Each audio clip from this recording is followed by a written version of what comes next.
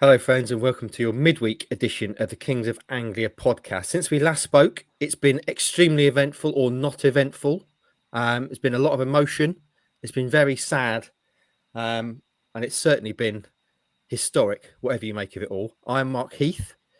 Back with me, my two favourite Kings, Andy the Doctor Warren and Stuart. Andy the Doctor Warren? What am I doing? I'm tired, boys. I'm tired and emotional. It's Andy Hutch Hogan Warren and Stuart the Doctor Watson. Absolute shambles. Not sure where to start the show today. Let's start by asking you, Andy, how you are. A newly qualified doctor. Which is, what would you be a doctor of if you were a doctor? Thugonomics. A doctor, or a doctor of the doctor of chill. The chill doctor. Come into the chill surgery. I prescribe you a chill pill. Yeah, we'll go with that. Available on prescription via Dr. Andy Warren. Watto, you are a doctor. If you were a wrestler, what would your wrestling name? He's not a doctor. He's not a doctor. He's not a qualified doctor. I'm not having it. I've anointed him a doctor. I think I've got that power. Like the Doctor of the Simpsons.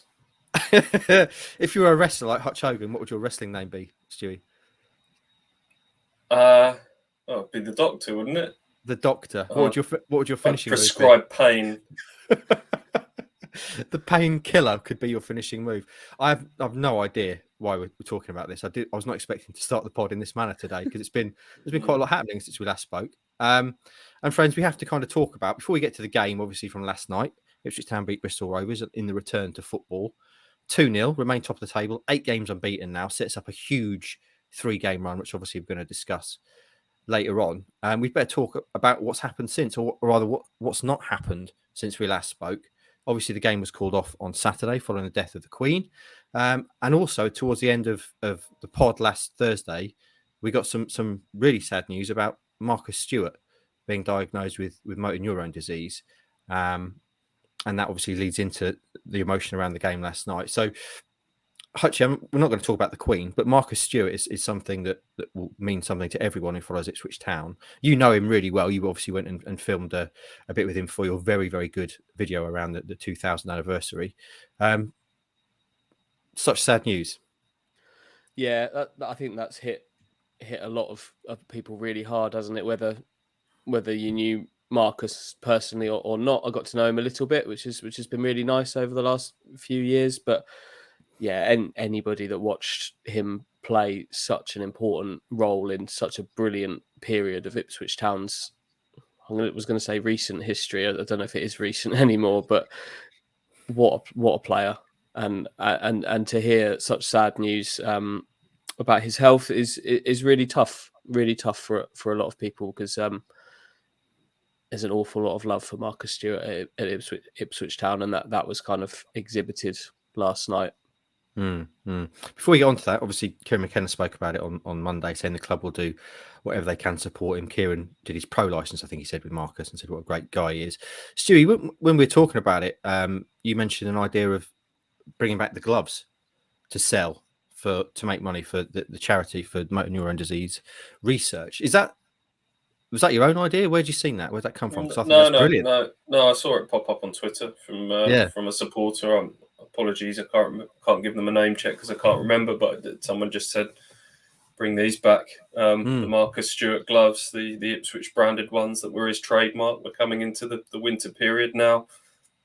All proceeds go to motor neurone disease charity, which obviously Marcus is, again, the mark of the man. Immediately, announced his diagnosis, and his focus now is on raising money for the charity. But an emotional night last night, wasn't it? The players warming up with the Stuart 11 shirts on, the minutes applause and the spontaneous chants of walking in a Stuart wonderland. It was I don't really know what to say about it. I'm still getting my head around the news, to be honest. It's a disease that's kind of been in the news in recent years, with some high profile people kind of going through it. And Marcus, as Andy says, is such a top man. He's one of the most affable amiable people that you'll come across. And I think we've spoken here on the pod about when he turns up to do his co-coms and he's got tubs of quality streets to sort of dish out amongst the press. I remember in my very early days of covering Ipswich and scratching around for stories to fill quiet sort of news days, and Marcus Stewart would always answer the phone. Yeah, how are you? No problem. Well, you know, and that's not true of every former Ipswich player. I tell you, some would not answer the call. Some would say, "Oh, I've got nothing to say." Marcus, top man, always. Yeah. What do you want me to say? No problem. I'll do it. He's a top man, and it's just heartbreaking news, isn't it? And what can we say other than, you know, we wish him the best and send him our love, and that's all we can all do, really. And that obviously then segues into the game last night, a game in which there was a huge amount of emotion around, Andy. Obviously, the Marcus Stewart news, the death of the Queen, the first night under lights of the league season at Ipswich Town, first game back since all that sad news happened. Before we get on to talking about the game, what was it actually like in there? Because a lot of people listening to this pod will have been there and a lot of people won't have been there. So can you kind of put into words what it was like? There was a minute's silence. There was a national anthem. There was the minute's applause, obviously, for Marcus Stewart as well. It must have been a fairly emotionally charged evening. Yeah, it was. It was kind of I arrived at the ground kind of a lot earlier than a lot of fans might, but it was noticeably that bit more quiet, just a bit quiet. All the music was toned down. I think the club kind of got the mood of that just right, in terms of still making sure it felt like a football match. It wasn't just silence pre-match. There was music on and stuff, but the playlist was kind of doctored significantly, so that the music was just that little notch down. There was no music played when the teams walked out of the tunnel, just some room left for applause and stuff like that. And then minute silence, really, really well observed. Queen's image up on the big screen and round on the electronic scoreboards. First time a lot of people will have sung "God Save the King" in a national anthem setting, which was kind of a memorable thing in itself. And then for me, that the real emotion kind of felt like it came out in the Marcus Stewart moments. For many, I'm sure, would feel that way as well in the 11th minute. On 11 minutes, which was his shirt number, of course, and then a few more spontaneous shouts of that of his chant, which used to ring out every single week around Portman Road, but 20 years ago, but made a welcome return on this night with some nice banners in the North Stand as well from the Blue Action lads. So all of that emotion kind of all wrapped up into one event, which thankfully also saw Town come away with 3 points as well. Yeah, good segue. Just before we move on, I really like the program that Town put out as well, the kind of commemorative memorial program, if you like. Which there we go. So it's all blacked out with just the badges on the front, and then the back is the Queen's crest, which is, I thought, a really nice touch. But in terms of the game, obviously it was going to be a difficult fixture for both sides. A lot of emotion around it. Not playing at the weekend, coming back into a game like this, and Town negotiated it pretty well. Come away with a 2-0 win, Stewie. You've referred before on this podcast and indeed in your writing to being comfortable and not really being comfortable with that feeling around watching Ipswich Town. But what did you make of it last night? Yeah, it wasn't comfortable from start to finish. There was one little wobble either side of half time, but that aside, this was another thoroughly professional 3 points in the bag from Ipswich Town. Flying start out the box, tick. Got that crucial first goal midway through the first half, tick. Really well worked as well. And then, as I say, there was this little moment either side of half time where I don't know what it was, whether it was just a tempo drop, the focus dropped a little bit. Bristol Rovers just got to grips with things that little bit more. 1 or 2 let-offs either side of half time. Walton was called upon a couple of times, but once that killer second goal came from 2-0 up after 55 minutes, and that was never in doubt. That was just, they have so much control of the football now. Their game management is so much better, and another clean sheet, another 3 points, and on to the next one. Superb. Hutchie, what did you make of it all, watching from on high? It's really enjoyable. They're a really good team. They are a team. The spine of it is solid. There's a few small moving parts in there, but they're all solid. It's just functioning really nicely. And yeah, there were a couple of wobbles, but this is third division football. There's not such a thing as pure dominance from minute 1 to minute 90. There's going to be moments where the opposition have a bit of an ascendancy, and especially with the tempo that Town came out with, there was always going to be a bit of a lull in that first half, but they got out of it without conceding. It helps having the best goalkeeper in the league, who his game was exceptionally quiet until it wasn't. But they dealt with everything. One slight bit of luck in that the one that kind of rattled down off the bar that had beaten Walton. If that had snuck an inch or two the other way, that would have gone in and it had been 1-1. But everything else they were in control of. Walton made the saves he needed to make. Wolfenden had a couple of wobbles in the game, but I thought he played really, really well and recovered from those. Burgess played well before going off with a facial injury, and they all played well, largely. So a really good team, functioning as a team, and showing that there is hopefully some solid foundations to what looks to be hopefully a real promotion challenge this time. Yeah, one of those solidest, that's not a word, foundations, most sturdy foundations is Conor Chaplin at the moment, Stu. Now, you put online this morning, your Stu says, I've got to say, I think it's one of my favourite ones you've done. Beautifully crafted, quoting Shankly, Saki, speaking French, and also on the subject of Conor Chaplin, you refer to him as a muscle hamster. Now, I vaguely remember we've talked about this before on the pod, but by way of segueing into a chat about Conor Chaplin, how good he is, what on earth is a muscle hamster?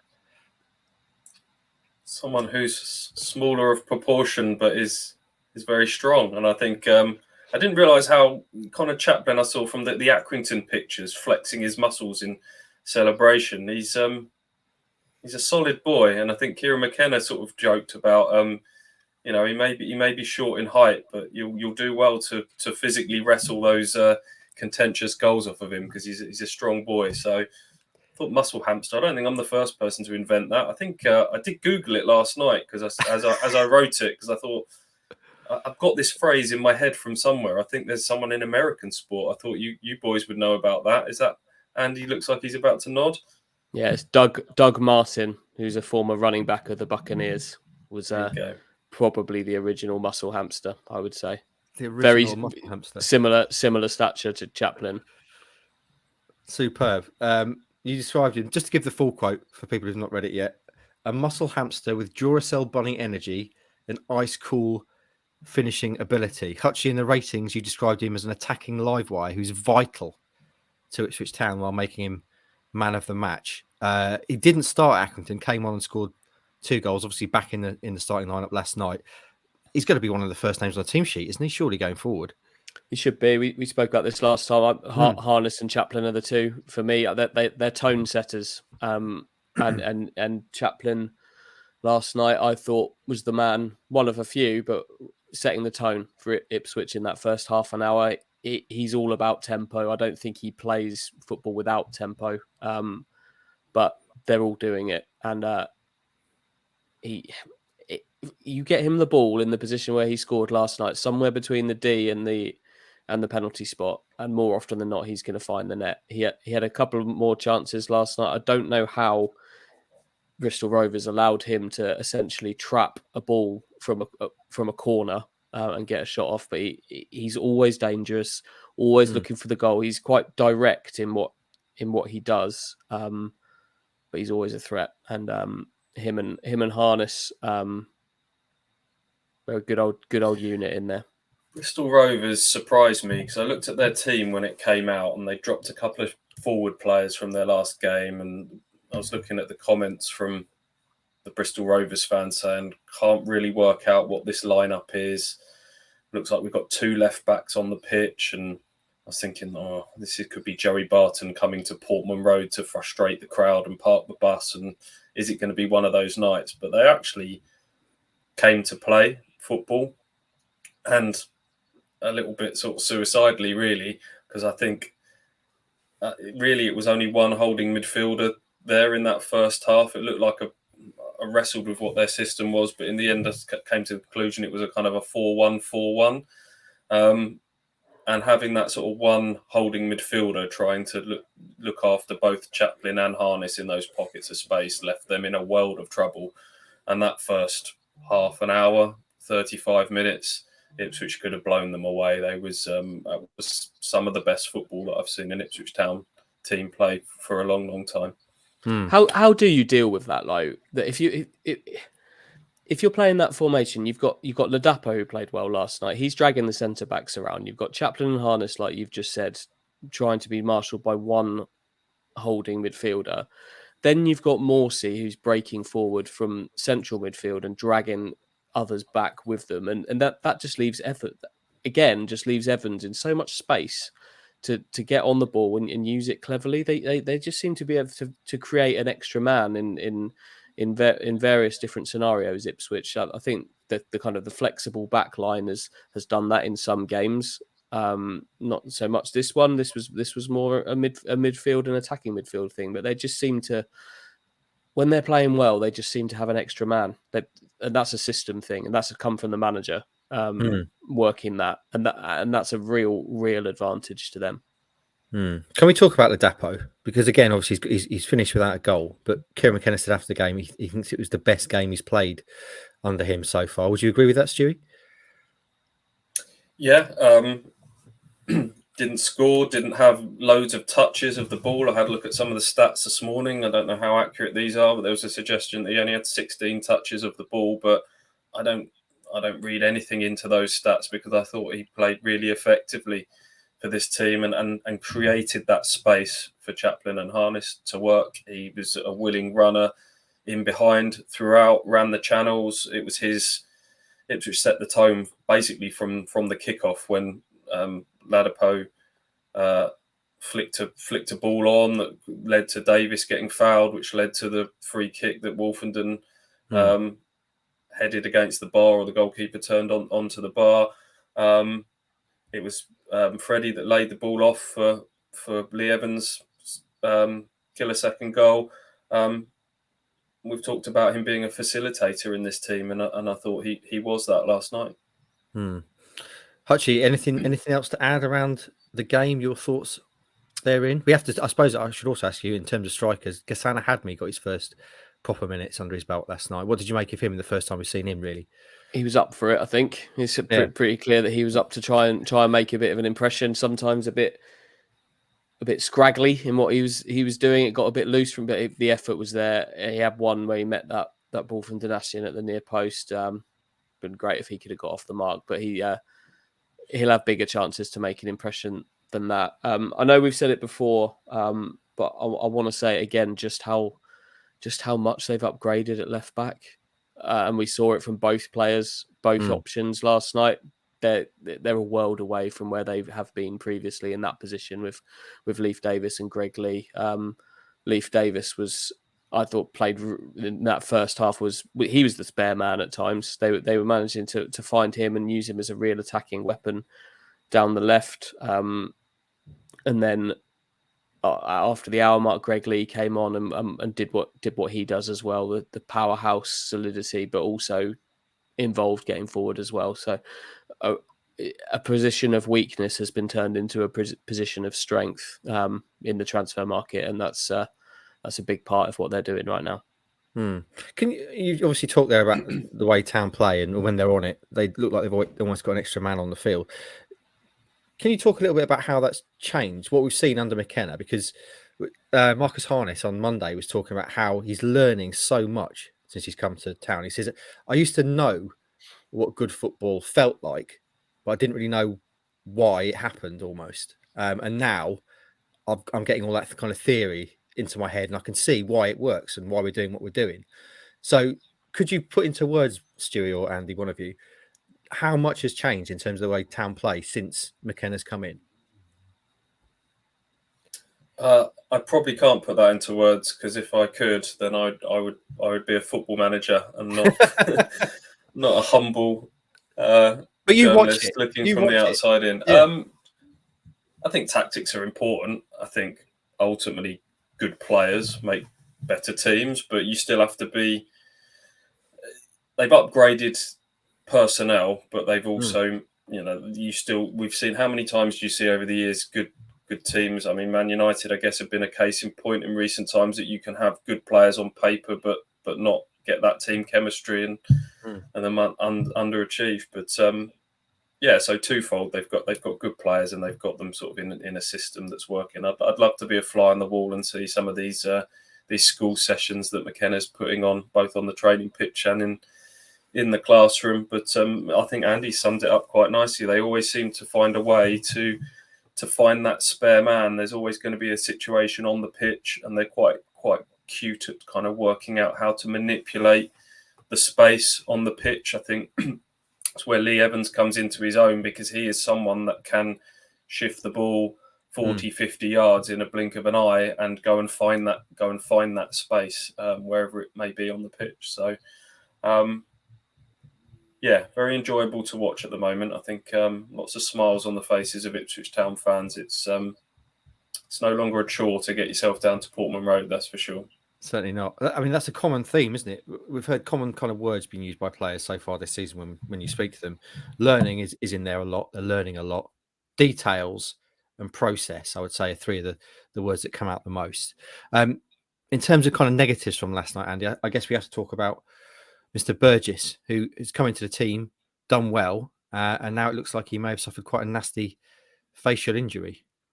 Yeah, he was off to hospital after the game. He in classic Cameron Burgess fashion, I guess, picked up what could be a facial fracture while executing a really nicely timed heavy tackle, heading towards the sidelines. Took a real clump to the face from the Bristol Rovers player on the way through, and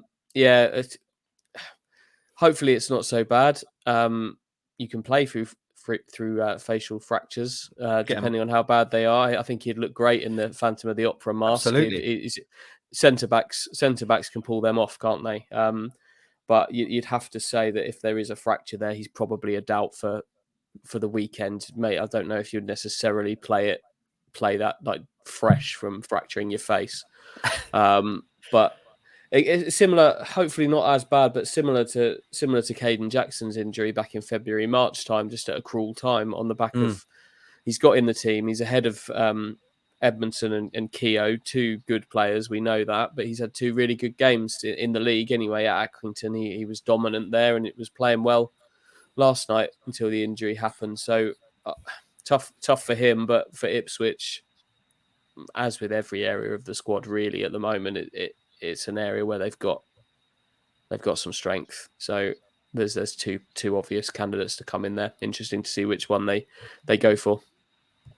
I'm sure if anyone was going to play with a broken cheekbone, Cameron Burgess would be right up there. I'm not sure in terms of how much his game is based on heading the ball, though. That's something you want to be doing with a fractured cheekbone. I don't know. So on that note around Burgess and Keogh and Edmondson, neither of those latter two were on the bench last night. So Dominic Ball came on. How did he look playing at the back?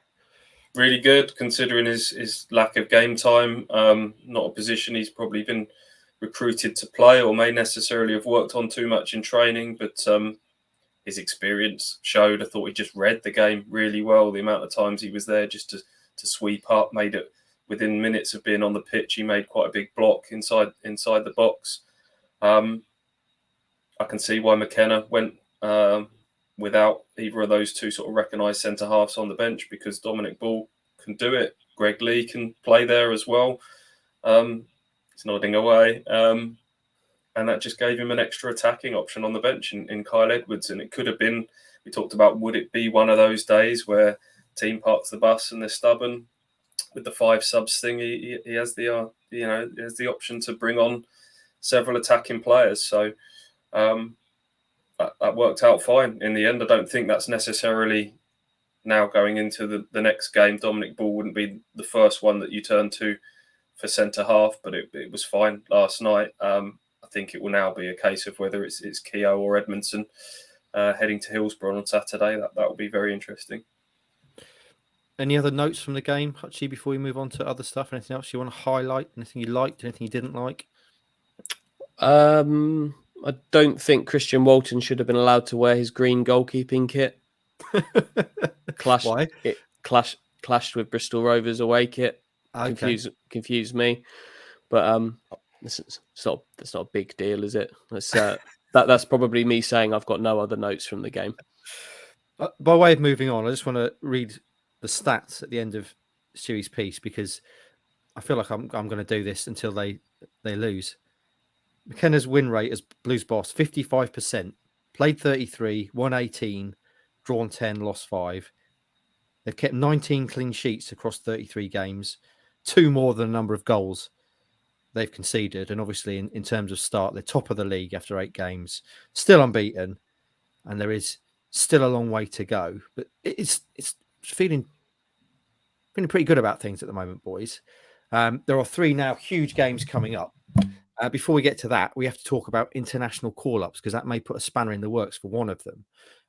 Wes Burns called up by Wales this morning. Greg Lee called up by Jamaica yesterday. And I believe if there's one more player called up for international duty, they could ask for that Plymouth trip, Hutchie, on Sunday, live on Sky, to be called off.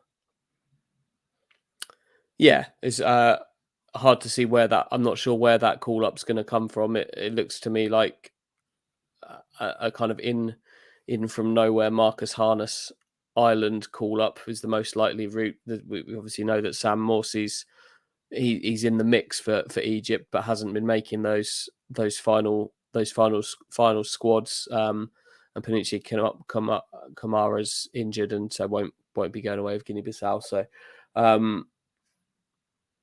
Can't see a third one. I wouldn't have thought, but it's an interesting point that we're getting towards, isn't it? Do you think Lee Evans was under consideration for a Wales call? He's got to have at least been discussed. I'd imagine if they're watching, he didn't make the squad clearly, but if they're clearly watching Ipswich, because they've called up Wes Burns, so I would be surprised if Lee Evans wasn't at least being discussed by Wales. If he keeps playing like this, you never know. A different type of player, but different type of midfielder. But Johnny Williams keeps getting in squads, and he's playing a division below. I know he's kind of part of the furniture with Wales, and is a good character to have about as well. But like you say, if they've been watching Burns over the last little while, then you'd think they'd be paying attention to Evans as well, but not on this occasion. McKenna said as much after the game, didn't he, last night? So if there are 2 better midfielders in Wales and Egypt, they must be doing pretty well. So there we go. If there was a third call-up, boys, and we're back to this old conversation about calling games off or momentum, I would want to play that game on Sunday at Plymouth. Well, if we're talking about where the third call-up comes from, I think Morsey, if it's Morsey, and he is desperate to be in that Egypt squad, by the way. That means the world to him to represent Egypt. And he's not been in the squad since the 2018 World Cup. He makes the long list normally and then gets cut. But the picture has changed for them post African nations, a change of manager. El Neni at Arsenal is injured for a little while. So I just wonder if the door is ajar there for him. But if it is Morsey, I don't think you can play without your skipper, I know we talk about the strength in depth and everything like that. I don't think you can go to Plymouth, who have started the season really well, a tough away game, and be arrogant enough to say we play this fixture without Sam Morsey. Yeah, that's could Ipswich cope without Sam Morsey in a game? Yes, they could, but should they be actively making that decision themselves? No, that is quite arrogant. So I don't think they'd do that. Similar with, is Harness an outside chance for Ireland? He was one that sort of declared for them in 2019. I think he's made squads, but never made his debut. It's been a little while since he's had a call. But again, his form at the start of the season, the goals he's scoring, it's not impossible there for them. He probably is another one that you kind of say, well, how can you say we opt to play even though someone who's had such an influence on the team is not available? Kamara's not in the picture here, as Andy said. Hadmi is someone that's played for Morocco under 21s, but he's no longer eligible for them, and he's not been called up by their senior squad. Tyrese John Jules has played for England under 21s before. I think he is still eligible. So there's an outside chance for him there as well. He'd be one that you might go, if it was John Jules, for instance, you'd go, okay, maybe we carry on because we've got other options in that attacking unit. But if it's Morsey or Harness, I think reluctantly, as much as I hate international breaks and much as I know fans have probably paid for their hotels, paid for their transport, making a weekend of it in Devon. They've already been messed about once with Sky and the early kickoff and everything. If it's Morsey or Harness, I think you'd have to get it postponed, but that's still a big if at the moment. Fair point on Morsey, Stu. In terms of Harness, he was actually asked about that on Monday. Said he's not heard from the Republic of Ireland for a long time. So I guess that makes it an outside chance that he's going to get called up. He did say, though, that he'd still very much have ambitions in that direction. He was just going to play football and let the rest take care of itself, boys. Classic. So should we talk about the 3 games then, boys, that are coming up? Because they are, by any definition, huge. The biggest games we've had all season, starting at Sheffield Wednesday on Saturday, hopefully. Then Plymouth, and then Portsmouth at home. Hutchie, famously a man who doesn't like hyperbole. These are massive.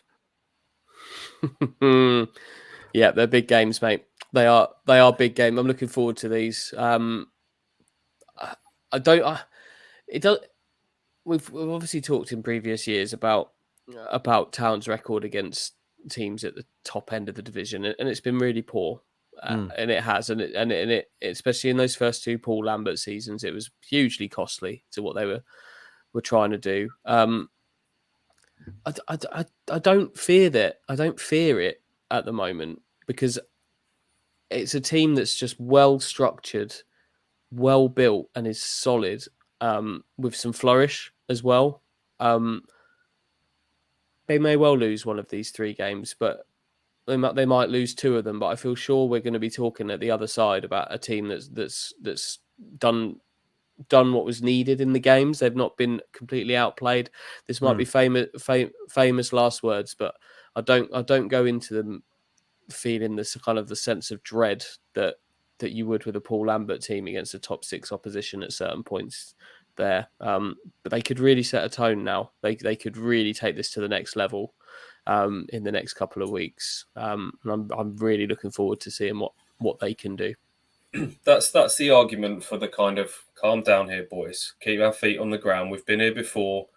Look at the teams Ipswich have played so far. I think Bolton are 5th, Shrewsbury are 8th, and it's Barnsley 11th, Bristol 18th, Forest Green 20th, Accrington 21st, MK 22nd, and Burton bottom. So they could, if you were that way inclined to say, haven't played anyone just yet, and we've been here before. And Ipswich had kind of beaten what was in front of them, but then came unstuck. There was the stat that kind of got trotted out for ages about how they couldn't beat a top 6 team, etc., etc. But it does feel like the game has changed, and it does feel like this is built on far more substance. And Andy's right. You do go into these games now looking forward to them. I'm excited to see how they can match up against these teams around them. Really excited for these next 3 games because I think this could really set the tone for the season ahead now. This potential for liftoff, isn't it? Hillsborough is such a good place to watch football as well. For the first one of these, if you've got 2 teams going at it with each other at Hillsborough, 2 good teams, clearly 2 good teams going at it at Hillsborough in front of a big crowd, iconic venue. It's a bit of a glimpse into what Town want to be again. These games should be kind of the every week fare for Ipswich. We're used to them going to Derby every week, Forest, Sheffield Wednesday up in the Championship, Middlesbrough, the bigger grounds, Villa. These are the games to kind of show that's what you are as a football club and a football team. And I think it's going to be a really, really fun 3 weeks watching these games. What the results are, I don't know, because I'm not a psychic. But what I feel sure of is that it's going to be an exciting few weeks, that we're going to learn not necessarily anything new, but also quite a lot at the same time. They play, actually, in terms of position in the league, it's in order. Sheffield Wednesday 4th, Plymouth 3rd, Portsmouth 2nd. Obviously, Portsmouth the only other unbeaten side in League One. And you mentioned Derby there. Actually, they're falling down the league. They've lost 2 in a row now. So maybe signs that Derby won't be able to mount much of a challenge this season. Before we get on to talking about Sheffield Wednesday specifically, Stewie, what would be a good return from these games? What would you take? Obviously, you take 9 points, but what would, after 3 games are finished, what would you be happy with? Keep looking at this kind of 2 points a game tally ticking over quite nicely is promotion, top 2 form. What would I take? Got to win one of them. Yeah. Would 4 points wouldn't be a disaster. 6 points would be very nice indeed. 6 or above would be superb, I think. 4 points would be okay. Anything less than that would probably be a disappointment. That's probably how I look at it. Sheffield Wednesday then, Andy, this weekend. Pretty much as big as it gets, really, in League One.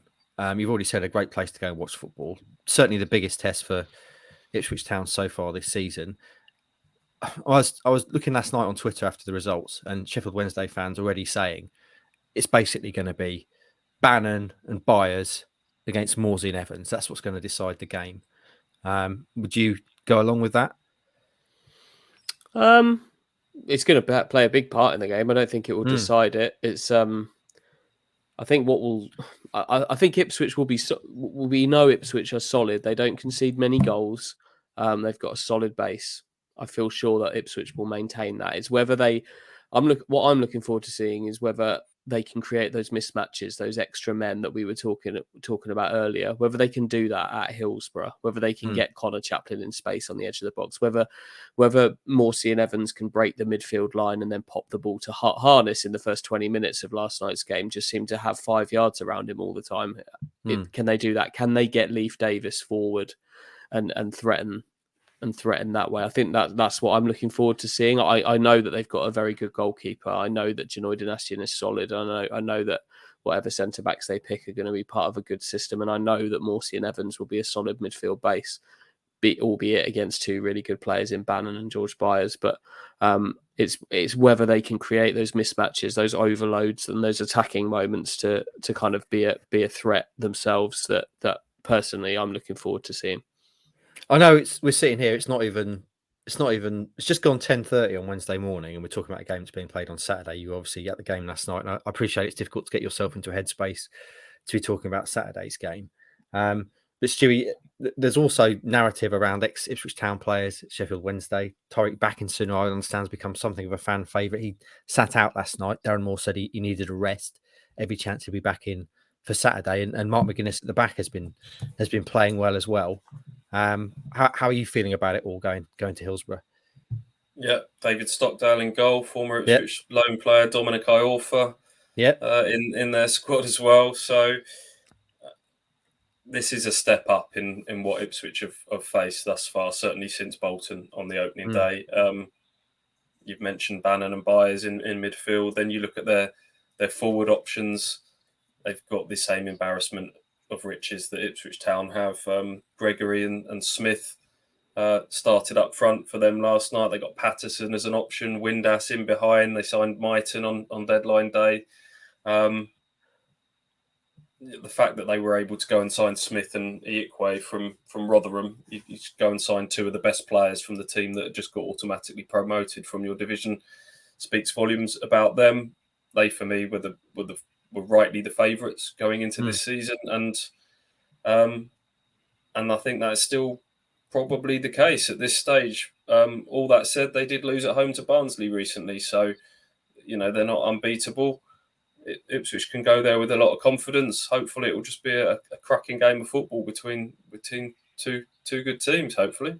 It's got to be. They played a 4-2-2-2 formation last night, which is an interesting one. Hutchie, I'm sorry I've got to ask you this, but I do have to ask you this because this is going to be the only pod we do this week because of various, obviously, events that have happened and no game at the weekend. £1 million picks ahead of a prediction for this one. Your bets from Saturday, as good as they were I'm afraid, rendered null and void. So have you had any thoughts? Or if not, have them now for £1 million picks? Before I add something to the mix, can I roll them all over, all of them? What, to this game? Yeah. Or further down the line. So no, that was more to now. To now. Yeah, to this game. So for Saturday, so that was Morsey to score 8-1. Yep. Give you that. Yep. Janoy Dinasian to have a whiff of a goal. Yep. Yep. That remains at 33-1. A whiff, different to him scoring, a genuine whiff. And I can't remember what the other one was. 4 or more goals in the game. Ooh, okay. In this one, I can't remember what I gave you on the last one. You gave me, I can't remember either. I think it was 50. Yeah, 15. Yes, 15 this, however, I'm going to lengthen the odds because this is an entirely different game. I'll give you 25-1. Okay. I'll maintain my 50 grand on that, and I'll add one to the mix as well. Freddie Ladapo loves scoring at Hillsborough. He loves scoring against Sheffield Wednesday. I think he did it twice for Rotherham, and obviously what was a bit of a derby. Stu, what is it that Sheffield Wednesday called Rotherham? They've got a Toy Town. Toy Town. He was playing for Toy Town against Sheffield Wednesday, and he likes doing it. He's got a good record, and I think he's going to score for Ipswich this time. Okay. I've given you Morsey 8-1. He's obviously looked far more like to score, so I'll give you 10-1 on Freddie scoring. I'd love to see him score. 10-1. £100,000 then. Ooh, big money. Feel confident. Money. I've got 1.47 million in the bank. I'm just playing with house money at the moment. I can slosh it around without a care in the world because I've still got my original million. I hope that Freddie scores, but I also hope we're talking about Janoy Dinasian having a whiff of a goal. Yeah, week. That we could be. We might have this. That might have to be like a 5-minute debate over whether that contentious whiff panel. Yeah, yeah. You two, I'll point you two to the contentious whiff panel. You two are the founding members of that. So I'll hopefully maybe that can become another Morsey £1 million pick. It just every week until a whiff needs to be discussed. The Pong panel. Exactly. That's better. The Stench Society. Wow. Oh dear. Yeah. It's just a bit of wordplay. It's what I do. Friends, let's talk about predictions, shall we? You told us what's going to happen in terms of bets, Hutchie. What do you think is actually going to happen in terms of scoreline?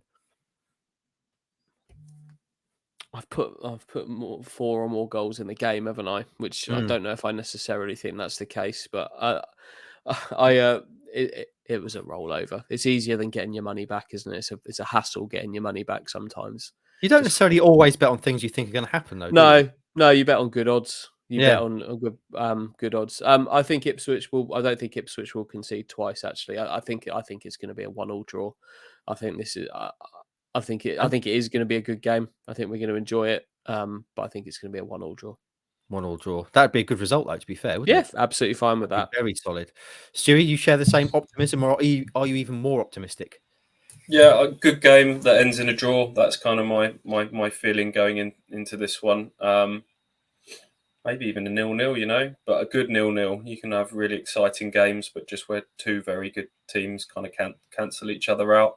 There is a slight fear that obviously sort of Burgess coming out, and then you're going to have a slightly non-match fit Keogh/Edmondson come into the game to face the likes of Gregory and Smith up front. Could some of those cracks in defending set pieces show again? Possibly. So that's a minor concern of mine going into this one, but no, overall just excitement. Looking forward to how it pans out. Genuinely don't know which way it will go, but it will feel like a win would certainly Phil. Do you remember a few weeks ago, Andy said Ipswich predicted that they'd win the next 2 games to 0, and I said a guarantee top 6. I think I'd go as far as saying if Ipswich won these next 3, then I'd guarantee top 2. Okay, I thought you were going to say Saturday if they win Saturday. No, look, come on, I'm not going to get too carried away, but you're already mascot at the Fleetwood game. If they don't make the tops, what happens if they don't? You've got to have to up that. Let's see what happens. No, let's not see what happens. You've just guaranteed that if they win the next 3, they're going to finish in the top 2. So what if they don't? Look, there's a lot of things that need to happen first. I don't think they'll win the next 3. But if they do, Stu, naked mascot. I'm not sure that would be allowed on grounds of decency. Yeah, I'll do it in the Borat Mankini mascot. But it has to be an Ipswich Town version, blue and white. That would be tremendous. So you're saying 1-1. Stu, you're saying 0-0 or 1-1. You want to pick a poison? Andy said 1-1, didn't he? So I'll say 0-0. Okay. In my look ahead to the games, I did say that this was going to be the first game Town lose 2-1. So I'm afraid I'm going to have to stick with that. I hope I'm wrong. I usually am. Certainly a point at Sheffield Wednesday would be tremendous, but 3 points, boys. Wow. How have you done in the other ones? So where are you at for the rest of them? Should we take this prediction seriously? Because I feel sure you probably predicted a win last night, didn't you? They got that. I said 2-1 last night. I said 3-1 on Saturday. Obviously, we'll never know. Yeah. We'll know eventually what happens there. And I said 1-1 at Accrington Stanley, and obviously that was a win. So hit and miss, I would say so far. But we will see. Boys, anything else to mention before we take our leave today? It's been a relatively short podcast today, but a lot of stuff covered and talked about. I guess actually, Stu, you mentioned there the centre back thing with Edmondson and Keogh, with neither of them being on the bench last night. Edmondson's not made the last 2 squads, which was remarkable given where he placed at the start of even at the start of the season in terms of importance to the team. And McKenna was asked about him on Monday and said, no, he's fine. He's training well, but he's just part of a really good centre-back unit. He referred to there being 4 centre-backs, and Genoy he sees more as a right-back. You got any thoughts around that? Edmondson not even making squads now? That wording straight away is quite interesting. We debate all the time now whether it's more of a 3 or a 4 at the back. That to me says McKenna. McKenna sees it more as a back 4 now, which Andy's alluded to it looking more and more like that as the weeks have gone by. Edmondson got a little mention last night about how well he's been. Obviously it's a huge blow for Cameron, but we've got 2 other good centre halves, and George has been training really well recently. So read into that what you will. But we've got Richard Keogh as well. Was kind of the extra tagline. So maybe I'm reading too much into that, but that to me would suggest that Edmondson is kind of next in line to come into it. Someone who knows this kind of way of playing a little bit more than Keogh so far. Someone who's played games at the start of this season, so he's probably a little bit more up to speed. That's my gut feeling. In terms of that quote, I can't remember off the top of my head, but it was essentially very fluid, saying that sometimes we defend in a line of 4, sometimes it's 5, sometimes it's 3. We can change depending on what's required, different teams, different needs, and that's something that I'm pretty happy with. So in terms of actual pinning a number on a formation or anything, you didn't get too specific about it. Hutchie, anything else to mention? One little thing, but just that Genoy is crucial to what you've just said, though, is that flexibility doesn't work without Genoy Dynasty, and that's just why he's so important to that team. I've got absolutely no idea if this is going to be the case or not, but I do half wonder whether we might see a debut at Hillsborough. Could the black kit make a first appearance? They don't need to. They have a red and black away shirt now, so they don't need to wear it. But they did wear their limited edition black kit at Hillsborough last season. So it's got to get a game sometime, and I don't know when the next opportunity would be. So I do half wonder whether we might see that. I thought we might see it last night. It would have been the perfect game, but obviously not.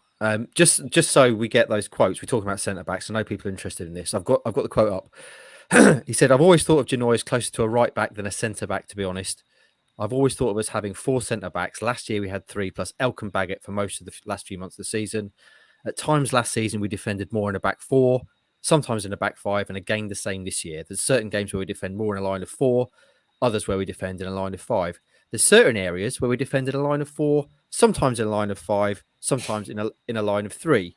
We have that flexibility, and that's useful because it matches up well against different types of teams, different opponents, and we'll stay flexible on that in all the different positions. So there you go. That's cleared that up, hasn't it, boys? Flexible. Flexible, like water. Before we go, shall I just do that? You know, when we put like Ipswich Town brackets, and then normally you put the formation. I'll just put I'll either do the shrug emoji or just write. Shall I just write water or something like that? Town, like water. These are the players. The system is water. Before we take that leave today, boys. Oh, that's stickable. You could put when teams come and just try and you just put brackets bus. When teams come and park the bus. I like this. This could be a whole new way of reporting football, boys. We might stumble on something here. Can we adapt this going forward? I'll change all the shapes we've got for match previews and stuff to formations. We can just put things like water and bus. What else could we do? Mess. Yeah. Mess. Yeah. Suicidal, like irresponsible.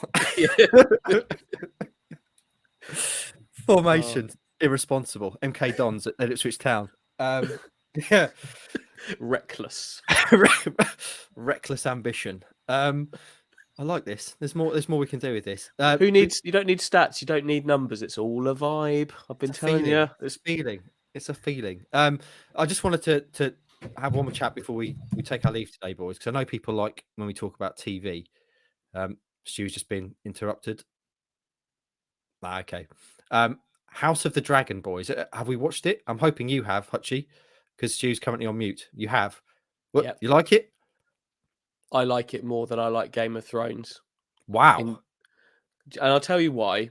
Yeah. I really struggle with kind of stuff like this that's set in that era, i.e. kind of Lord of the Rings, that kind of thing. There are too many blokes with long hair, and I really struggle to distinguish the characters, but I like this because it's a slimmed down cast. It's one thing, I can focus on it, and it doesn't take me 6 episodes to work out who everybody is.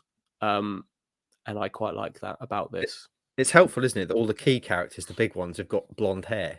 So you know straight away who's important and who's kind of fringe. I thought they'd maybe try and disassociate themselves from Game of Thrones, but they've absolutely run with it, haven't they? Even down to having the same music on the start and very similar kind of start titles.